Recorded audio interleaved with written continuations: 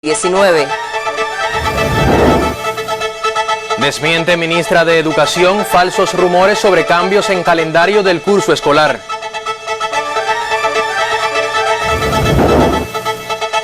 Denuncia canciller de Cuba política migratoria para menores en Estados Unidos. Resaltan televisoras internacionales avances de la biotecnología cubana y ensayos clínicos de sus candidatos vacunales. Ya comenzamos con las informaciones. El presidente de la República, Miguel Díaz-Canel Bermúdez, y el primer ministro, Manuel Marrero Cruz, apreciaron la actualización de la marcha de los candidatos vacunales cubanos contra la COVID-19 durante un intercambio ya habitual cada semana con científicos y expertos. Seguidamente sesionó la reunión del Grupo Temporal de Trabajo para el Enfrentamiento y Control del Nuevo Coronavirus, en la que participó el segundo secretario del Comité Central del Partido, José Ramón Machado Ventura. El presidente de la República, Miguel Díaz-Canel Bermúdez, durante el encuentro de este martes con científicos y expertos que participan en la lucha contra la COVID-19, reconoció la labor de los equipos que trabajan en los 4 prototipos de vacunas cubanas, tras conocer alentadoras noticias, entre ellas que Soberana 02 y Abdala entrarán este mes de marzo en la fase 3 de ensayos clínicos. Una vez más quiero reconocer a todo el equipo de los centros que ha estado trabajando el tema de las vacunas, la respuesta cubana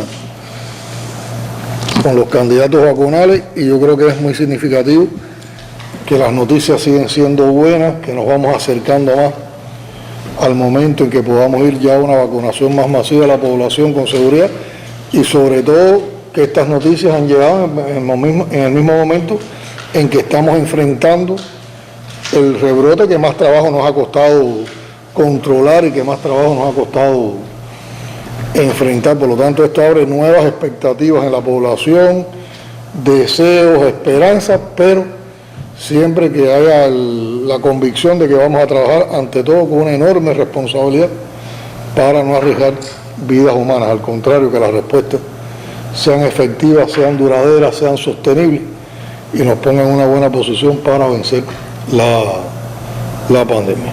Seguimos en combate. El director del Instituto Finlay de Vacunas, doctor en ciencia Vicente Vélez Bencomo, anunció que Soberana 02 espera por la autorización del Centro para el Control Estatal de Medicamentos, Equipos y Dispositivos Médicos para el inicio de la fase 3. Detalló que el candidato de vacunas se aplicará en una primera etapa a un universo de 44.000 personas residentes en 8 municipios de La Habana. Un ensayo operacionalmente muy complejo, porque nosotros tenemos que acortar el tiempo en el cual nosotros logramos vacunar a las 44.000 personas. Estamos hablando de un ensayo que se va a desarrollar en 8 municipios de La Habana, en aproximadamente unos 47 puntos de vacunación, que es lo que estamos moviendo hasta ahora. Estamos hablando de un ensayo que llega a un nivel de coordinación y de entrada de datos muy importante. En cuanto a Soberana 01, dijo Vélez Bencomo, sigue siendo un candidato muy seguro y explicó que el inicio de la fase 2 de su ensayo clínico se prevé realizar en Cienfuegos a 700 voluntarios. Anunció el científico un quinto candidato vacunal cubano, Soberana 01A, para convalecientes de la enfermedad. En el encuentro, la directora general del Centro de Ingeniería Genética y Biotecnología, doctora en ciencia Marta Ayala, actualizó sobre los otros 2 candidatos cubanos. De Mambisa dijo que avanza por buen camino la fase 1 y 2 de ensayos clínicos, mientras que Abdala ya concluye la segunda fase en Santiago de Cuba y el CIGB prepara la documentación para presentarla ante la entidad reguladora con el fin de iniciar durante el mes de marzo la fase 3 en las ciudades de Guantánamo y Santiago de Cuba. Se deben vacunar 30.000 en Santiago y 10.000 y 12.000 en Guantánamo. Tenemos la aspiración estamos trabajando fuerte de presentar la documentación al CERME para que evalúen cómo están haciendo a ellos sin descanso también, y comenzar en marzo también esta fase 3. Para eso se han preparado 13 sitios vacunatorios en Santiago de Cuba y 5 vacunatorios en Guantánamo. Y estamos en paralelo, diseñando también las intervenciones, que en este caso nos correspondería empezar por Santiago de Guantánamo, para, como está este sentimiento de que Soberana está en La Habana y Abdala en Santiago de Guantánamo, vamos a ir avanzando, o sea, no es que nos vamos a quedar, pero bueno, tenemos que ir transcurriendo por las fases de rigor.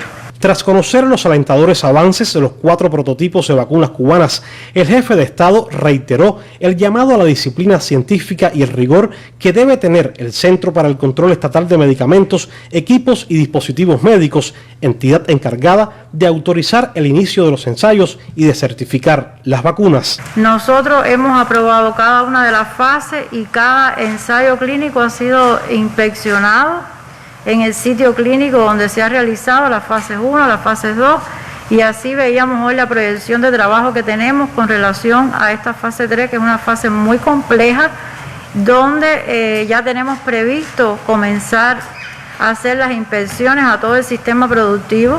Como es habitual en cada uno de estos encuentros con científicos y expertos, el doctor en ciencia Raúl Guinovar presentó los modelos de pronósticos de la enfermedad para la próxima semana, la cual dijo se concentrarán los mayores índices de incidencia en la región occidental. El número de casos diarios que se presentan, observen que se ha mantenido durante todo el mes de febrero por encima de los 600 casos. Solamente un día estuvo en 580, algo por el estilo, es decir, muy próximo a los 600. Y lo que se pronostica entonces hasta el 13 de marzo es que se mantenga más o menos por encima de los 600 casos, con una tendencia a decrecer, pero muy lentamente. Y para analizar la situación epidemiológica en el país, sesionó también este martes la reunión del Grupo Temporal de Trabajo para el Enfrentamiento y el Control de la COVID-19, en el que se analizó particularmente la compleja realidad de La Habana. El jefe de Estado intercambió con el gobernador de la capital, a quien le indicó incrementar la calidad en el aislamiento domiciliario, ya que la ciudad no cuenta con la infraestructura necesaria para llevar a centros de aislamiento a todos los contactos de los casos positivos.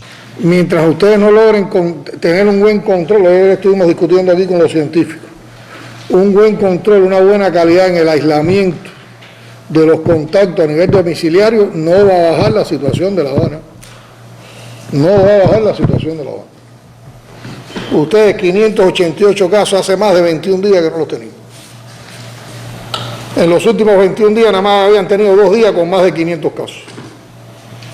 Y ya se habían estado estabilizando entre los 200 y los 300. Entonces volvemos para atrás con 500 y pico.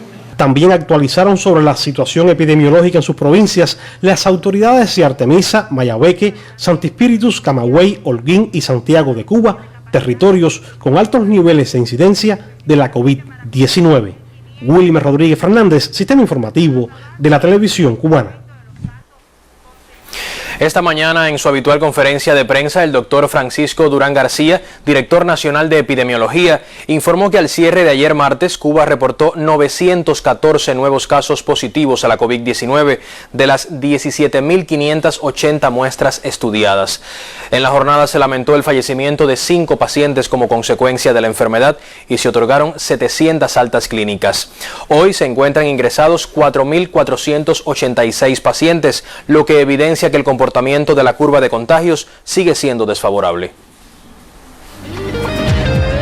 Cuba continúa hoy con altas cifras de casos confirmados con la COVID-19 tras el diagnóstico en las últimas horas de 914 personas con la enfermedad. Cifras elevadas que demuestran el riesgo de transmisión y la necesidad de cumplir con las medidas higiénico-sanitarias orientadas. Que queda muy por debajo del número de casos que se diagnostican, 700 altas en el día de ayer, 214 menos que los casos que fueron identificados. Por lo tanto, el número de pacientes activos se incrementa como consecuencia de este balance negativo. Y con estos 700 altas del día de ayer, pues ya el 90,7% de todos los pacientes diagnosticados en Cuba se han recuperado de la enfermedad. Según el director nacional de epidemiología del Ministerio de Salud Pública, de los pacientes que se mantienen hospitalizados, 4.421 con evolución clínica estable, 43 en estado grave y 22 críticos. Lamentablemente, Cuba continúa reportando casos positivos menores de 20 años.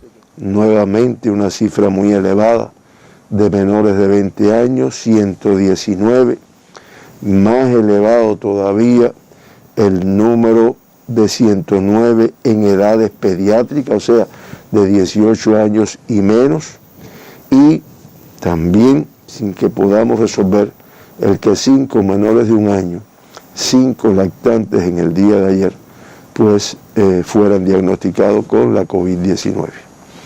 Ya en el grupo de edades pediátricas se acumulan 5.880 niños, jóvenes, adolescentes que han sido diagnosticados con la enfermedad COVID en nuestro país.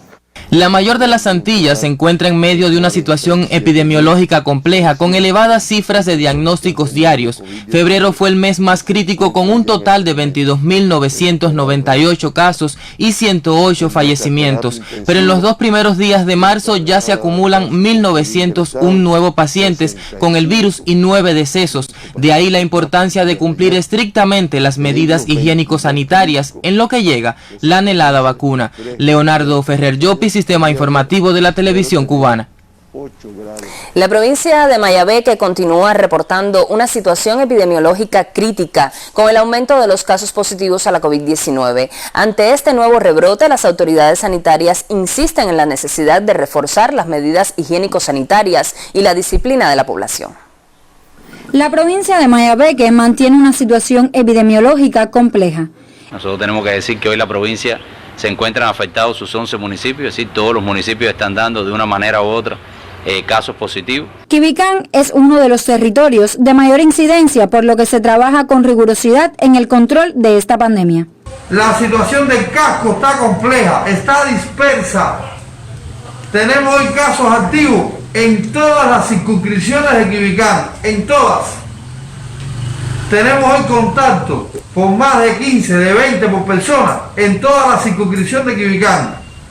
Tenemos hoy antígenos positivos de ayer para acá en más de la mitad de las circunscripciones de Quibicán. En un grupo de municipios se han adoptado áreas de cuarentena en los lugares donde mayor incidencia tenemos de la enfermedad. Levantar los pacientes sospechosos, es decir, que nosotros logremos que en la pesquisa se identifique todo paciente con síntomas, se le realice el test rápido o el test de antígeno que hoy se está realizando en todos nuestros cuerpos de guardia, en todas las consultas de IRA de la provincia, hay test de antígeno suficiente para la realización a los sintomáticos y a su vez, en función de la respuesta a ese test de antígeno, tomar la decisión o de aislamiento o de seguimiento en el domicilio es fundamental. Otra medida que nosotros estamos implementando y que yo creo que lleva también la conciencia de nuestro pueblo es que las personas adultas mayores no deben salir de casa. Todavía vemos muchos ancianos en la calle, vemos niños en la calle y la familia tiene que proteger a este grupo especialmente vulnerable en cada uno de nuestros núcleos familiares. Mayabeque enfrenta tiempos difíciles.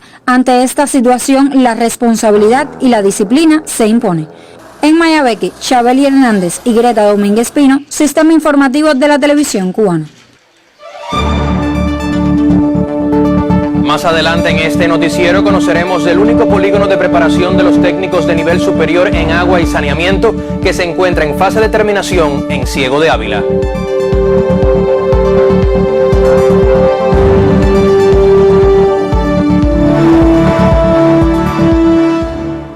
Como anunciábamos en titulares, la ministra de Educación, Enaelsa Velázquez Coviella, desde su cuenta en Twitter desmintió un falso rumor que circula en redes sociales sobre cambios en el calendario del curso escolar. La titular de Educación negó la falsa resolución 105 de 2021 que se refiere a que las clases iniciarían en noviembre y los alumnos solo irían a las escuelas a realizar pruebas. Esta aseveración fue desmentida por Enaelsa Velázquez, quien tuiteó además que el Ministerio de Educación ya publicó la parrilla televisiva con la que se continuará a partir del 15 de marzo como parte de las medidas tomadas por el sector ante la actual situación epidemiológica. Desde esa fecha y a través del canal educativo se desarrollará una nueva programación para las provincias y municipios que están en fase de transmisión autóctona limitada, excepto Pinar del Río. En esta ocasión se incluirán las asignaturas que no se impartían hasta el momento.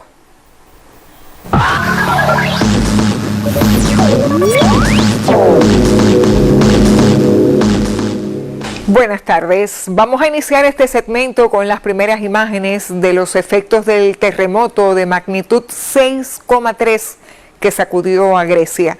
El intenso temblor llegó a sentirse incluso en las vecinas Macedonia del Norte, Kosovo y Montenegro. En la red circulan varios videos que recogen algunos momentos de miedo que vivieron los vecinos de la zona afectada, donde muchas personas salieron a la calle por miedo a quedar atrapados dentro de sus viviendas. El temblor se produjo a una profundidad de 8 kilómetros y se reportaron numerosas réplicas del terremoto. De momento, no se informa de víctimas ni de posibles daños materiales. El Papa Francisco confirmó hoy su viaje a Irak planificado para este 5 de marzo. A pesar del reciente ataque con misiles a una base aérea del país árabe donde ya se conoce que murió al menos un contratista, Francisco expresó que desde hace tiempo ha querido conocer al pueblo iraquí que tanto sufre. Añadió que no se puede desilusionar a un pueblo por segunda vez. Y aquí en Latinoamérica, Lenín Moreno, quien culminará su mandato el 24 de mayo y ocupaba hasta ahora la presidencia en Ecuador de Alianza País, decidió romper con esa organización luego de los resultados electorales del pasado 7 de febrero. Moreno estuvo al frente de Alianza País desde el 2017. Patricio Barriga es el segundo vicepresidente de la organización. Refiere que el primer mandatario desde hace algún tiempo atrás ya se mantenía alejado. Ya hubo una decisión de la Dirección Nacional de pedir a la Comisión de Ética que analice el caso del presidente de esta organización y que por supuesto ha habido varias inconductas, por decirlo de este modo, que tenían que ver ya con un proceso disciplinario que estaba ya en curso.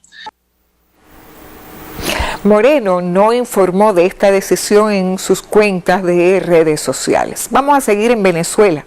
La Fuerza Armada Nacional Bolivariana alista hoy la realización de maniobras militares para asegurar la defensa de la integridad territorial de ese país suramericano. El ministro de Defensa, Vladimir Padrino, y el jefe del Comando Estratégico Operacional de las FARC, Remigio Ceballos, sostuvieron una reunión con el Estado Mayor Conjunto y los jefes de regiones estratégicas para afinar los detalles de los ejercicios. Las maniobras denominadas Escudo Bolivariano están dirigidas a combatir las diferentes amenazas internas y externas que pretenden socavar la soberanía e integridad territorial con la creación de falsos positivos. El almirante en jefe aseveró que la intención de los ejercicios es demostrar al mundo la unidad de las FARC junto al pueblo venezolano en defensa de la paz e independencia nacional. Les muestro a continuación un resumen de televisoras internacionales sobre los éxitos de la biotecnología cubana y la fase 3 de las vacunas cubanas contra la COVID-19. Vamos a verlo. Hace solo unas horas, la televisora internacional CNN entrevistó a la doctora Candice Johnson, directora general del Roswell Park Comprehensive Cancer Center. La galeno estadounidense elogió la innovación en el campo biotecnológico de Cuba. Durante su intervención, Johnson tuvo palabras de agradecimiento para el trabajo del personal científico cubano y la labor que realizan en conjunto para vacunas contra el cáncer. Mientras esto sucedía en la CNN, la fase 3 de las vacunas Soberana 2 y Abdala son noticias en el mundo. Dos proyectos cubanos de vacuna contra COVID-19 están listos para avanzar en sus ensayos clínicos. En las próximas semanas, o sea, durante el mes de marzo, se va a dar inicio la fase 3 de estudios clínicos de dos de nuestros candidatos vacunales, o sea, la vacuna Soberana 02 y la vacuna Abdala. Cuba comenzó la producción a gran escala del candidato vacunal contra COVID-19, Soberana 02, en el Centro Nacional de Biopreparados de la occidental provincia de Mayabeque. Soberana 02 comenzó la fase 2 de ensayos clínicos en diciembre último y se convirtió en el primer candidato latinoamericano en llegar a esa etapa, que incluye a casi 900 voluntarios. Actualmente hay 30 candidatas a vacuna a nivel mundial en fase clínica con humanos, la mayoría en países industrializados. Pero Cuba tiene buenas condiciones para entrar en la carrera, debido a su sólida industria biofarmacéutica en comparación con los estándares de la región. La isla, con unos 11 millones de habitantes, ha conseguido además controlar hasta ahora la pandemia, pese a un ligero repunte de casos en las últimas semanas.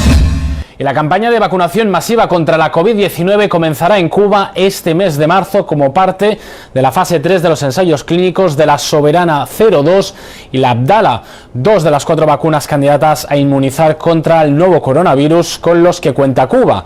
Gracias a los buenos resultados obtenidos en las 2 primeras fases de ambos casos, el gobierno cubano ha decidido impulsar la producción de dosis a gran escala para aumentar el número de personas en los ensayos. Gracias al desarrollo alcanzado en el campo de la biotecnología cubana, la isla ya produce grandes lotes de sus candidatas más prometedoras para convertirse en vacunas contra la COVID-19.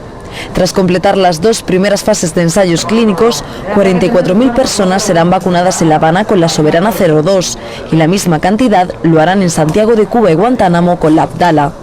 Según anunció el grupo empresarial BioCuba Pharma, Cuba dispondrá de 100 millones de dosis de Soberana 02 para vacunar a toda su población, a los visitantes que arriben al país y podrá enviar a otras naciones. Vamos a terminar con una noticia de último minuto. Miembros demócratas de la Cámara de Representantes de Estados Unidos solicitaron al presidente Joe Biden adoptar un enfoque más constructivo en su política hacia Cuba. La misiva, enviada al mandatario por 80 legisladores, lo insta a eliminar las sanciones impuestas por Donald Trump. Así terminamos. Continúen ahora con otras informaciones. Continuamos con temas nacionales. En la Universidad Máximo Gómez Báez de Ciego de Ávila se encuentra en fase de terminación un polígono con instalaciones necesarias para una preparación óptima de los técnicos de nivel superior en agua y saneamiento. El vicepresidente del Instituto de Recursos Hidráulicos, Javier Toledo Tápanes, valoró de positivo el avance de la obra, única de su tipo en el país. Cuando se reanuda el curso escolar, los estudiantes de la nueva carrera de ciclo corto técnicos de nivel superior en agua y saneamiento se beneficiarán con un polígono para sus clases prácticas. El área cuenta con un laboratorio para comprobar la calidad del agua, plantas desalinizadora y potabilizadora, así como una estación de bombeo con fuentes de energía renovable, entre otros elementos. Es un laboratorio al aire libre, donde el estudiante puede tocar, puede medir, puede aprender. Él adquiere habilidades muy usuales de este tipo de actividad en la práctica social.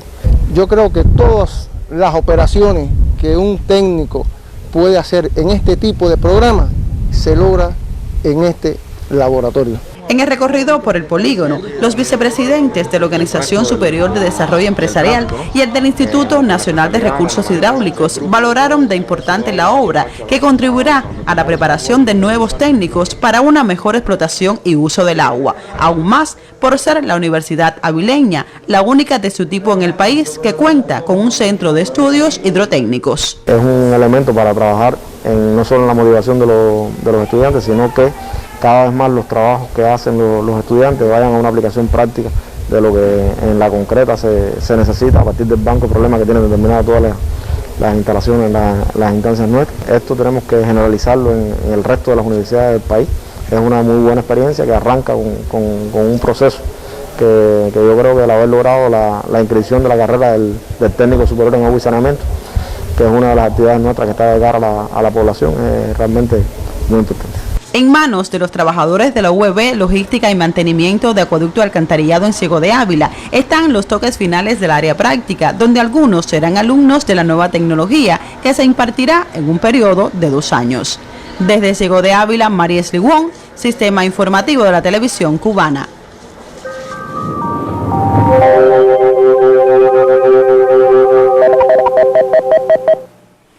Muy buenas tardes. La influencia de un aire seco y con ciertas condiciones de estabilidad ha permitido que durante las últimas jornadas predomine el calor y las pocas precipitaciones en gran parte de Cuba. Sin embargo, desde la jornada de ayer, un ligero incremento de la humedad sobre la región occidental permitió en la tarde la presencia de algunas lluvias en la Isla de la Juventud, con un acumulado de 45 milímetros de precipitación en la estación meteorológica de Nueva Gerona. Ese mismo incremento en la humedad, en combinación con otros factores, permitió permitió que durante esta madrugada y al amanecer se evidenciara neblina y niebla en varias localidades de Occidente. En estos momentos hay un frente frío justo en el Golfo de México, un sistema que está avanzando hacia el este, y en la jornada de mañana, con su cercanía y luego el paso por la región occidental, incrementará los nublados y las lluvias con un cambio de tiempo. Pero eso será mañana, porque en esta jornada van a continuar similares las condiciones meteorológicas, muchísimo sol, algunas nubes durante la tarde pudieran nublarse de manera ocasional en alguna localidad, pero con escasas precipitaciones. En la noche va a disminuir nuevamente la nubosidad, será poca en sentido general a lo largo de todo el territorio nacional. Las temperaturas continuarán elevadísimas, máximas entre 32 y 34 grados Celsius, pueden llegar a 35 grados en algunos puntos, principalmente del suroriental, y en la noche también habrá calor, con temperaturas en el entorno de los 22 y 25 grados, llegando hasta 26 grados Celsius en Santiago de Cuba. Los vientos serán variables débiles durante todo el día. Habrá poco oleaje en el norte oriental y mar tranquilo en el resto de nuestros litorales. Así que, ya usted sabe, otra jornada de mucho calor en toda Cuba y pocas precipitaciones. Hasta aquí el tiempo. Gracias por la compañía. Recuerde siempre cuidarse mucho y tenga muy buen día.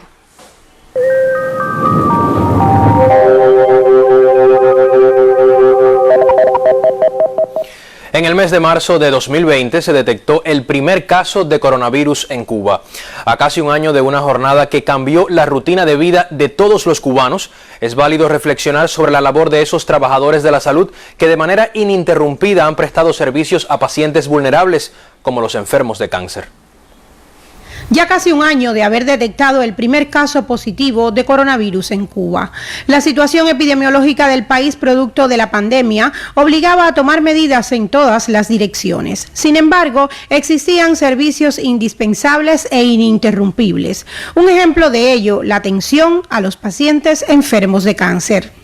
En el Instituto Nacional de Oncología y Radiobiología, el servicio de quimioterapia trabaja de manera constante. Sus tratamientos han sido una prioridad en todo este tiempo. Si comparamos las cifras de pacientes atendidos en el servicio con respecto al año 2019, fueron similares, o sea, rondaron sobre los 17.600 y tantos pacientes, que es un número bastante grande y que normalmente es la media de pacientes que no atendemos anualmente en nuestro servicio.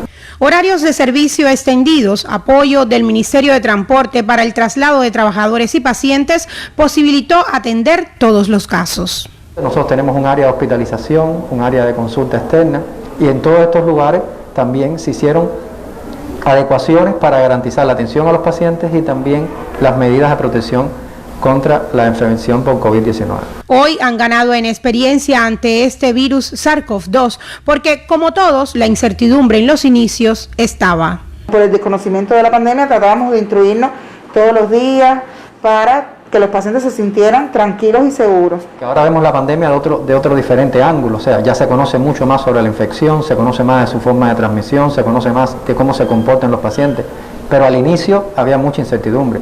El trabajo psicológico con cada paciente fue primordial. Evidentemente los pacientes tenían que salir de su hogar a venir a tratarse, tenían que estar en un lugar de un ambiente hospitalario que si bien no era un hospital que trataba COVID, les producía cierto miedo a los pacientes, y garantizarle a ellos esto, hacerlos entender y educarlos para cómo enfrentar la pandemia y cómo protegerse, siendo pacientes con alto riesgo, porque los pacientes con neoplasias malignas son pacientes con alto riesgo. Eso también fue una labor de todos los integrantes del servicio. En los tiempos que corren, esta enfermedad es una de las principales causas de muerte en el mundo. Combatirla oportunamente significa la posibilidad de salvar vidas. Maray Suárez, Sistema Informativo de la Televisión Cubana. Cifra récord de confirmados en un día registró hoy Pinar del Río si comparamos los números de este territorio desde el inicio de la pandemia. Los 156 casos positivos a la COVID-19 reportados en esta jornada desencadenaron un total de 1.682 contactos, lo que acentúa la complejidad de la situación epidemiológica de ese territorio. Para conocer otros detalles, establecemos contacto ahora con nuestra corresponsal Fátima Rivera Amador. Muy buenas tardes para ti, Fátima.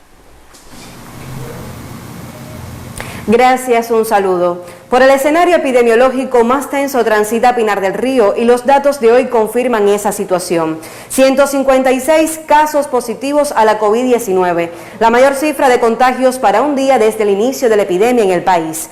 Con una tasa de 231,5 por 100.000 habitantes, el municipio cabecera prosigue con una elevada dispersión de confirmados y una curva de contagios que apunta hacia el ascenso. Un panorama que resulta preocupante, teniendo en cuenta que ese territorio muestra un deterioro continuo de sus indicadores a partir del rebrote de la enfermedad. También constituye una alarma para vuelta abajo que en municipios como San Luis y San Juan y Martínez, luego de 12 meses con una mínima incidencia del SARS-CoV-2, se constata un ascenso de casos y tasas por encima de la media provincial. Pinar del Río mantiene 2 consejos populares en cuarentena, un evento de transmisión institucional y 103 controles de foco en seguimiento. Los números rojos que reporta la jornada de hoy demuestran que falta mucho por hacer para lograr contener la propagación de la pandemia. Hablamos de conciencia, disciplina y percepción de riesgo, pero urge además un mayor control y rigor por parte de las administraciones y responsables del cumplimiento de las medidas establecidas por el Consejo de Defensa Provincial.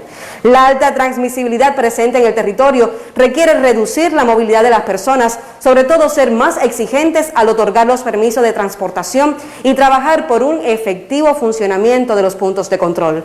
Abogamos por la salud y el bienestar de todos. Es un hecho que no hay tiempo ni margen al error. Pinar del Río acumula 732 casos positivos en los últimos días y los pronósticos no son para nada favorables. Con otras actualizaciones regresaremos en próximas emisiones. Un saludo desde Pinar del Río.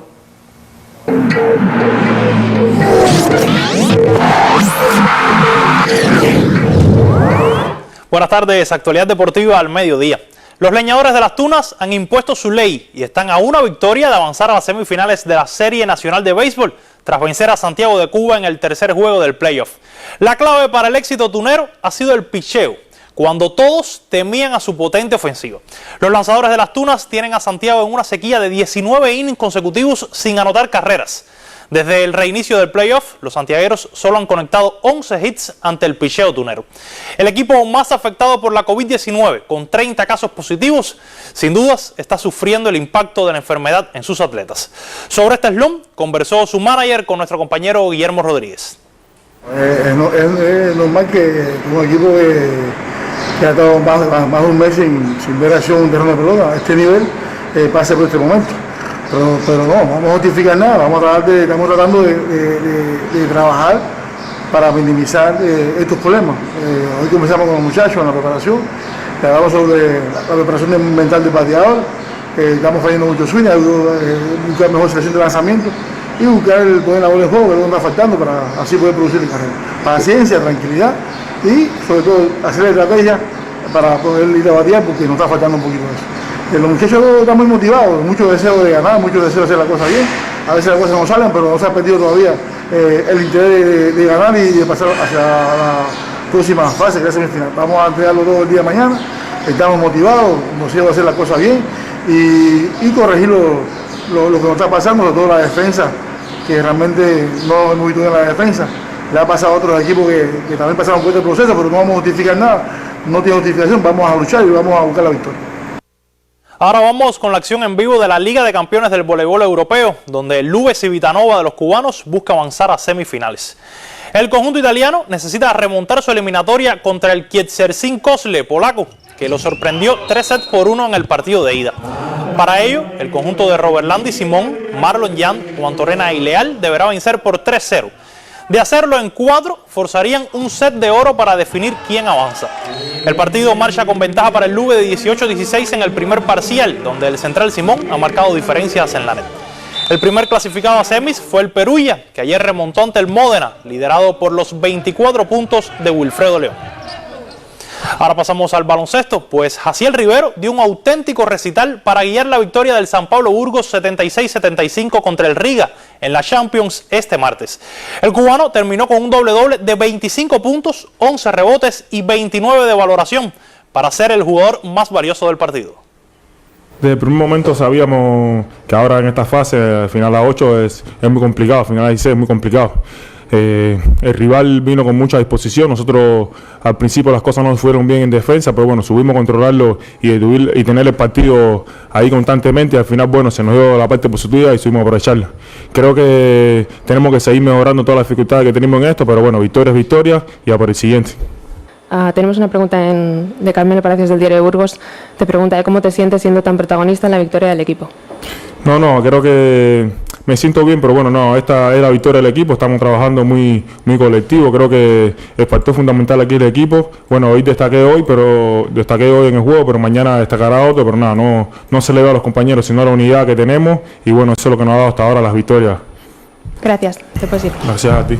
Continuamos con otras notas. La pandemia de COVID-19 continúa afectando el deporte mundial y los atletas cubanos no escapan de esa realidad.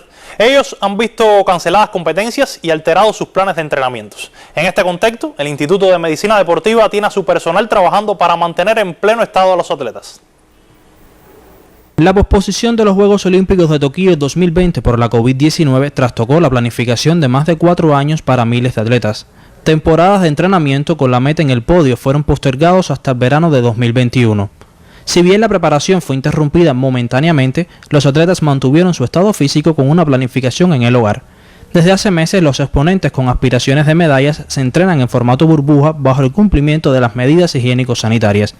Ahí ha resultado fundamental el papel del Instituto de Medicina Deportiva. Ya a finales de julio se decide por nuestro organismo comenzar a basificar aquellos deportes que tenían o tienen hoy la responsabilidad de las medallas de Cuba en los Juegos Olímpicos. Y esos deportes, bueno, tenían el boxeo, el atletismo, las luchas.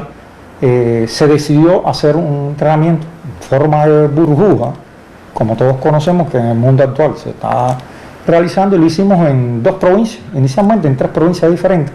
Y allí estuvieron nuestros profesionales junto con ellos todos los días, vigilando, evaluando, que no se violara ninguno de los aspectos de bioseguridad y que garantizaran la no transmisión de la enfermedad de ninguno de nuestros deportistas. Precisamente de cara a la cita estival y ante una encuesta del Comité Olímpico Internacional, el Instituto de Medicina Deportiva, en coordinación con el Ministerio de Salud Pública, aseguró la inmunización de la comitiva cubana con nuestros candidatos vacunales. Nuestra función sigue siendo la misma, ahora con una expectativa diferente.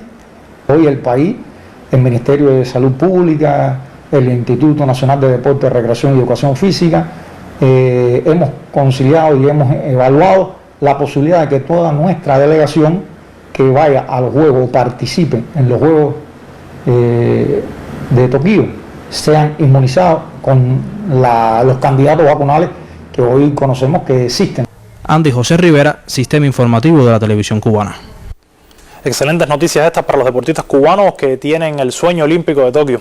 Bueno, y en el fútbol, esta tarde se conocerá el primer clasificado para la final de la Copa del Rey de España. El Barcelona busca remontar el 2-0 de la ida contra el Sevilla, con la confianza de su victoria en la Liga, en un partido que ha sido bautizado como la final antes de la final. Objetivo, llegar a la Cartuja el 17 de abril, en la final antes de la final. Un duelo cargado de cuentas pendientes después de ver cómo el Sevilla se impuso en el encuentro de ida y de cómo el Barça supo ganarle la batalla táctica en el último partido de Liga. Pues el resultado del otro día tenemos confianza de poder ganar. Koeman podrá contar con Pedri milagrosamente recuperado, con la duda de si Griezmann se quedará otra vez en el banquillo y con Messi, que se reencuentra con su víctima favorita. En el Sevilla, Lopetegui tiene a todos disponibles, incluidos Acuña y Ocampos, aunque habrá que ver si arriesgan desde el principio. ¿Esto para jugar o no? Todavía calientes tras sus quejas por el arbitraje del sábado, el rocoso Sevilla tiene entre ceja y ceja no encajar un gol. Ser capaz de dar nuestra mejor versión, tanto sin balón como con balón. En una de sus semanas más convulsas, remontar puede suponer un auténtico punto de inflexión para el Barça. Inyección importantísimo para el futuro de esta temporada. Así llegamos a todo un partidazo. ¿Se meterá el Sevilla en la final? Será el fútbol el que dicta sentencia. ¿Cree el Barça en la remontada? Nada es imposible. Las respuestas esta tarde desde las 3 horas de Cuba. Así finalizan los deportes. Continúen con más información general en el noticiero del mediodía. Saludos también para ti, Andy. Nosotros continuamos con más y lo hacemos recordando también algo que llevamos a los titulares de este noticiero. El canciller cubano Bruno Rodríguez Parrilla denunció hoy la política migratoria de Estados Unidos luego de la reapertura de centros de detención fronterizos para menores. El sueño americano ha separado a miles de niños de sus familiares para someterlos a un trato inhumano. Así escribió Rodríguez Parrilla en la red social Twitter. Esta disposición muestra el rostro oculto de un sistema político que rechaza migrantes, pero los necesita para sobrevivir, señaló al respecto el titular de Relaciones Exteriores. Reportes de prensa anunciaron la semana última la apertura de un centro de detención para niños migrantes en el estado sureño de Texas, primera medida de este tipo tomada por la administración del demócrata Joe Biden. El diario The Washington Post develó que una instalación de emergencia en la localidad de Carrizo Springs, abierta en 2019 y usada solo durante un mes por el gobierno del exmandatario Donald Trump, fue recuperada para alojar hasta 700 menores de entre 13 y 17 años. El gobierno justificó la reapertura con la creciente llegada de menores solos y por la reducción casi a la mitad de la capacidad en el resto de los centros por la pandemia de la COVID-19. En enero pasado, más de 5.000 migrantes menores de edad fueron interceptados también en la frontera con México, un número máximo para dicho mes en los últimos años. La noticia, sin embargo, generó críticas entre activistas y defensores de los derechos humanos por contradecir las promesas de campaña de Biden, quien aseguró que daría marcha atrás a las políticas de inmigración más duras de su predecesor. Y el impacto financiero de la pandemia de COVID-19 en América Latina, así como el incremento de la pobreza en Ecuador, son algunas de las informaciones del ámbito económico e internacional que amplía a continuación el periodista Néstor Pardiño.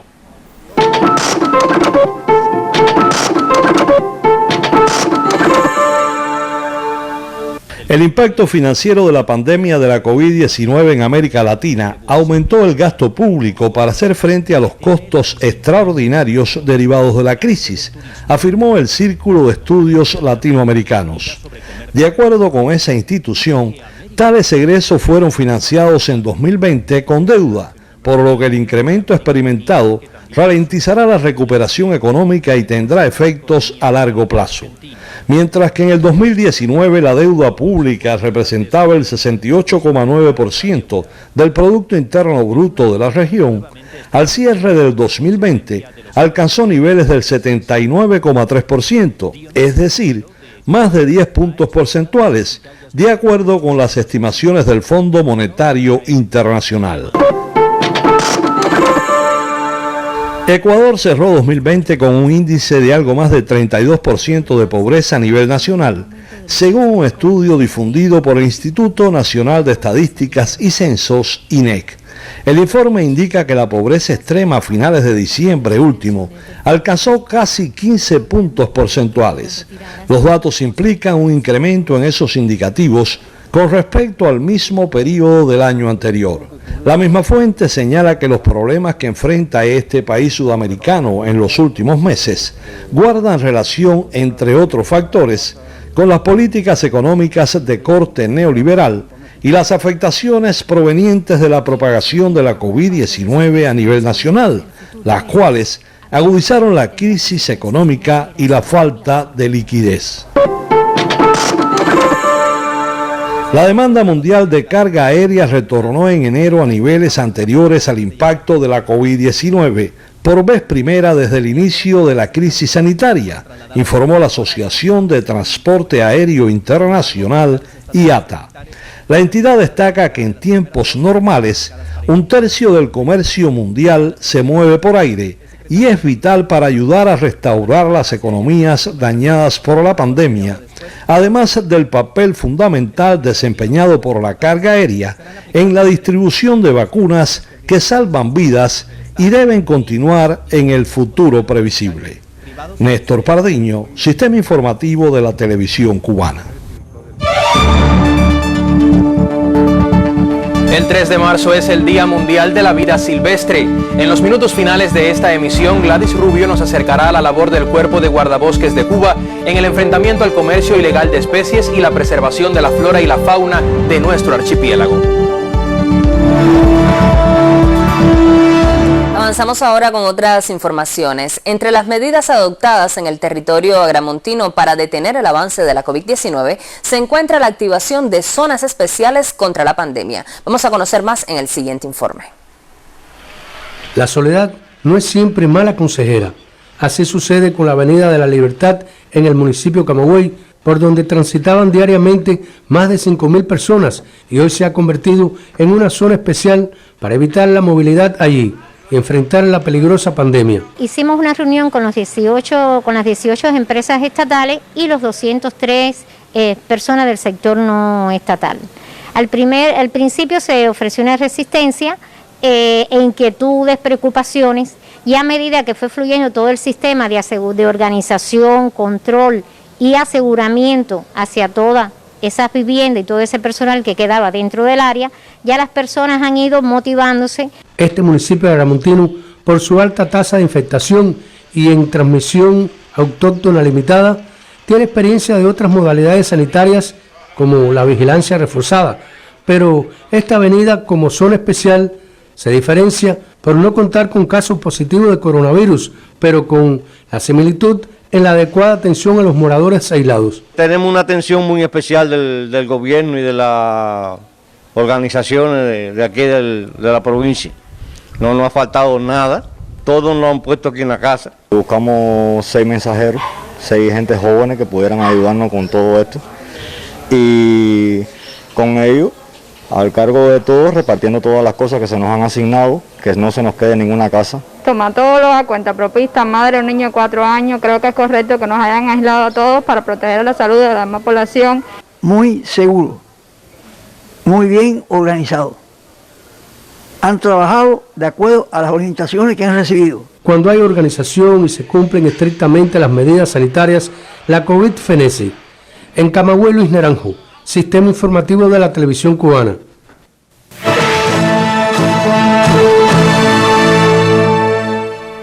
El presidente cubano Miguel Díaz-Canel Bermúdez recordó hoy el aniversario 160 del natalicio del escritor Bonifacio Birne, autor del emblemático poema Mi Bandera. Desde su perfil en la red social Twitter, el mandatario evocó los versos de uno de los poemas más populares por sus estrofas patrióticas y enérgicas. El 3 de marzo de 1861 nació en Matanzas Bonifacio Birne, un creador de ideas renovadoras. Cultivó el periodismo y trascendió por sus obras de exaltación independentista y su trayectoria profesional. Aunque emigró a Estados Unidos por razones políticas, desde el exilio continuó con sus labores a favor de la libertad de Cuba.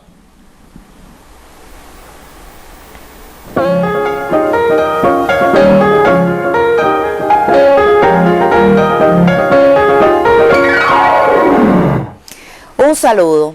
Hoy comenzamos con la lamentable noticia del fallecimiento este miércoles del director de fotografía del cine cubano Raúl Pérez Ureta. Con profundo pesar, el Instituto Cubano de Arte e Industrias Cinematográficos, ICAIC, informó el deceso del Premio Nacional de Cine 2010. Su impronta queda registrada en múltiples filmes, documentales y noticieros ICAIC. Espirituano de nacimiento y graduado de periodismo, trabajó a partir de 1961 en el Instituto Cubano del Arte e Industrias Cinematográficos, donde se desempeñó en varias funciones hasta 1965, cuando fue designado camarógrafo del noticiero ICAIC latinoamericano, labor que realizó en unas 800 ediciones del noticiero semanal. También fue operador de sonido y camarógrafo en más de 50 documentales. Como director de fotografía trabajó junto a renombrados directores del cine cubano y extranjero. Es notable dirección fotográfica en películas realizadas con el cineasta Fernando Pérez, Fernando Birri y Ruy Guerra. Miembro de la UNIAC y de la Unión de Periodistas de Cuba, es uno de los más prestigiosos e importantes directores de fotografía cubano y fue profesor de la Escuela Internacional de Cine de San Antonio de los Baños. De acuerdo con su voluntad, su cadáver será cremado. A su familia, colegas y amigos lleguen nuestras profundas condolencias. Y hace más de un año, nuestra colega Irina Martínez Odio entrevistó a Pérez Ureta. Le proponemos recordar esa entrevista donde se resume el trabajo y la experiencia del entrañable director de fotografía cubano. Raúl Pérez Ureta, uno de los directores de fotografía más prestigiosos de nuestro país, aunque siempre sintió un interés inexplicable por el cine, comenzó a trabajar en el noticiero ICAIC latinoamericano en 1964, casi por motivos del azar, quizás del destino. Así, de forma empírica y con una profunda dedicación, descubrió un camino fascinante junto a Santiago Álvarez y otros creadores. Toda esa experiencia, de luego, no solamente de cómo iluminar, sino dónde poner la cámara, de cómo sentarme a discutir con un director que quiere cuando se hace una película, pues es una experiencia que desde luego yo no pasé en ninguna escuela, la escuela mía fue el noticiero. Fue una etapa, yo creo, la más plena y una de las más gozosas para mí, que me llevaría a la tumba de lobo y que me sirvió después cuando llegué a la escuela de cine a cómo tratar a los alumnos, es decir, a partir de la experiencia que más o menos recordada de Santiago. Nativo de Fomento, en Santi Spíritus, Raúl Pérez Ureta ha asumido la dirección de fotografía de más de 40 filmes dentro y fuera de Cuba, entre los que destacan Suite Habana y José Martí, El Ojo del Canario, ambas de Fernando Pérez, entre muchas otras cintas de su vasta y fructífera trayectoria en el séptimo arte. Confiesa que fue el noticiero ICAI latinoamericano su gran escuela, monumental obra fruto de la guía certera de Santiago Álvarez y un grupo de jóvenes deseosos de experimentar, trabajar incansablemente y aprender. Si Santiago no hubiera tenido el equipo que tuvo detrás de él, no hubiera podido llegar donde llegó. Bueno, fue la obra de un hombre, la obra de un líder encabezado por un grupo de personas que lo siguieron fielmente. Anécdotas e historias de Raúl Pérez Ureta. Una vida dedicada a la cinematografía, donde se revela de manera clara y contundente la impronta del noticiero ICAI latinoamericano y la figura imperecedera de su fundador, Santiago Álvarez. Irina Martínez Odio, Sistema Informativo de la Televisión Cubana. Y la edición 19 del Festival Internacional de Documentales Santiago Álvarez In Memoriam comenzó este miércoles de manera virtual con extensión al canal Multivisión de la televisión cubana. Luego de la inauguración a cargo de la presidenta del evento y directora de la oficina Santiago Álvarez del ICAI, Lázara Herrera, se transmite el documental El drama de Nixon de 1971, que relata la invasión norteamericana a Laos como parte de la injerencia yanqui durante los duros años de la guerra de Vietnam. Para esta tarde, el evento teórico reserva la presentación del crítico Frank Padrón Nodarse sobre los aportes de Santiago Álvarez al cine documental, seguido de la transmisión del noticiero ICAI Latinoamericano 376 del 4 de septiembre de 1967. Las emisiones programadas como parte del festival por el canal Multivisión comenzarán a las 4 de la tarde.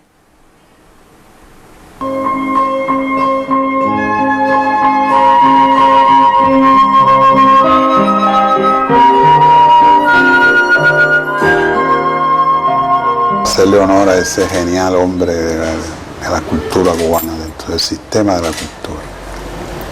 Colonista, una parte importante de la historia de todos nosotros. La gente de mi generación nos enterábamos de cómo estaba todo en Cuba y fuera de Cuba, gracias al talento de Santiago Álvarez. Y que también para los jóvenes creadores deberían estudiar un poco esa voluntad creativa, esa capacidad inventiva de Santiago Álvarez con sus noticieros previos a esos estrenos. Y eso habla de la eficacia como comunicador cubano y universal.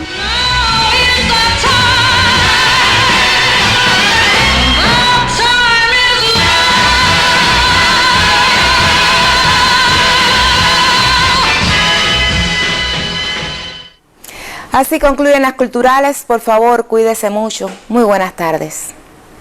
Muy buenas tardes también para ti, Dagné. El 3 de marzo es el Día Mundial de la Vida Silvestre, fecha en la cual Naciones Unidas convoca a reconocer el valor de la flora y la fauna salvajes. El pasado año el Consejo de Ministros de Cuba aprobó un plan gubernamental para la prevención y enfrentamiento de todos estos delitos relacionados precisamente con la vida silvestre, de la que es celoso guardián el Cuerpo de Guardabosques del Ministerio del Interior. Solo con el enfrentamiento a los incendios forestales, estos hombres y mujeres hacen un gran aporte a la conservación de especies. El canto de la Ferminia, una de las maravillas de la vida silvestre de Cuba. Para fortuna de la flora y la fauna del archipiélago cubano, en los primeros 2 meses de 2021 ha sido mucho menor el número de incendios forestales que los ocurridos en igual periodo del pasado año, según datos del Cuerpo de Guardabosques de Cuba. De los 48 incendios que han surgido, el 93% se ha controlado antes de las 5 hectáreas. O sea, un indicador de respuesta que mide la efectividad en la protección que se le han dado a esos bosques. A ese trabajo añaden el enfrentamiento al comercio ilegal de especies de la vida silvestre. Ahora comienza la primavera, donde empieza todo el ciclo reproductivo de toda la fauna silvestre en general. El Cuerpo de Guardabosques tiene doble función, no solo la protección de los bosques contra los incendios forestales, sino la protección de la vida silvestre. Guardianes de la flora y la fauna son los guardabosques y las instituciones y comunidades que con ellos colaboran en la protección de la vida salvaje. Al recibir amor y respeto, la naturaleza responde con bienestar y salud para los seres humanos y con momentos de infinita satisfacción como este, en el que regala su belleza y su canto, la Carta Cuba. Gladys Rubio, Sistema Informativo de la Televisión Cubana. Y de esta forma concluye el noticiero del mediodía. Espere más informaciones en la emisión de la tarde de Canal Caribe y el noticiero estelar de las 8 de la noche. Nosotros regresaremos mañana, justo a la 1 en punto. Hasta entonces tenga buenas tardes y cuídese mucho. Muy buenas tardes.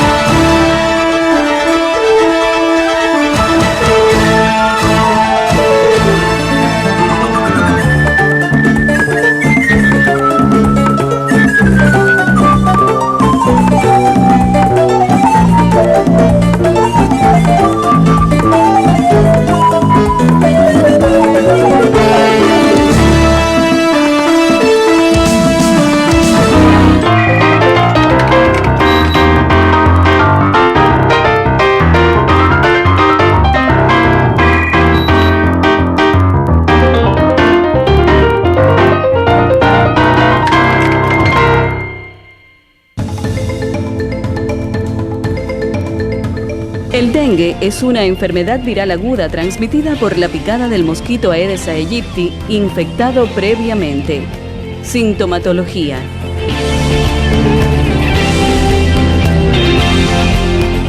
Si además de estos síntomas presentas dolor abdominal, vómitos y fatigas, es el inicio de la gravedad de la enfermedad.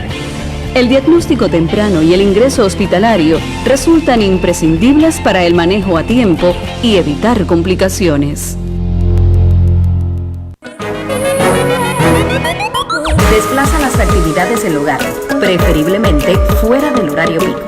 Ahorra ahora, por tu familia, por Cuba.